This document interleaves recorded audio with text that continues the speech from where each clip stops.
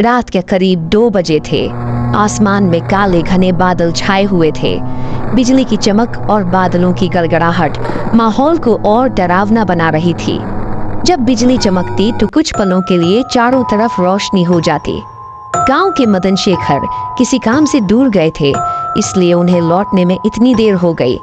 हमारे घर के सामने की सड़क जहां मुड़ती है उसे मोल्लाबाड़ी मोड़ कहते हैं। इस मोड़ के पास एक लंबा सा ताड़ का पेड़ था। चारों तरफ बांस के झाड़, ताड़ के पेड़, बेतरतीब महुगनी और आम के पेड़ों से घिरा यह इलाका दिन के उजाले में भी डरावना लगता था।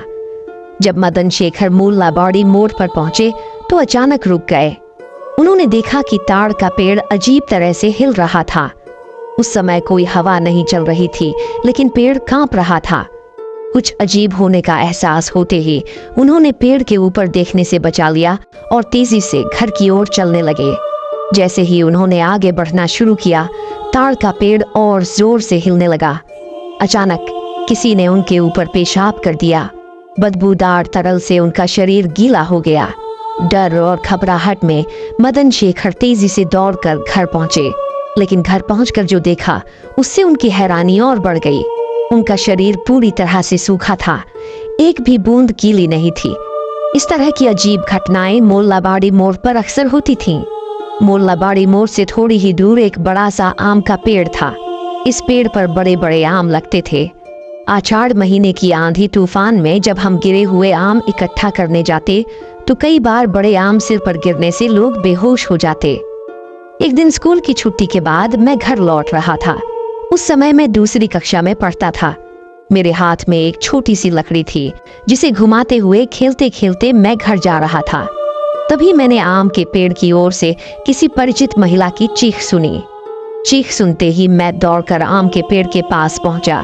वहां पहुंचकर मैंने देखा कि वह बड़ी दीदी आंखें बड़ी बड़ी करके इधर उधर देख रही थीं।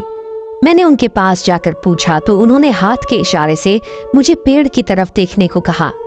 मैंने पेड़ की तरफ देखा और जो देखा वह मैं कभी नहीं भूल सकता। पेड़ की डाली से एक लड़की फांसी के फंदे पर झूल रही थी। उसका सिर एक तरफ झुका हुआ था और मुंह से लार टपक रही थी। उस भयानक दृश्य को देखकर मैं वहीं ठिठक गया। धीरे धीरे गांव के और लोग भी वहां आ गए, लेकिन किसी ने शव को नीचे नहीं उतारा। वह शव पूरे दिन पेड़ पर लटका रहा। दूर दूर से लोग उसे देखने आए। इस घटना के बाद गांव में डर का माहौल बन गया। लोग कहते थे कि उस लड़की की आत्मा अब भी उस आम के पेड़ के आसपास भटकती है।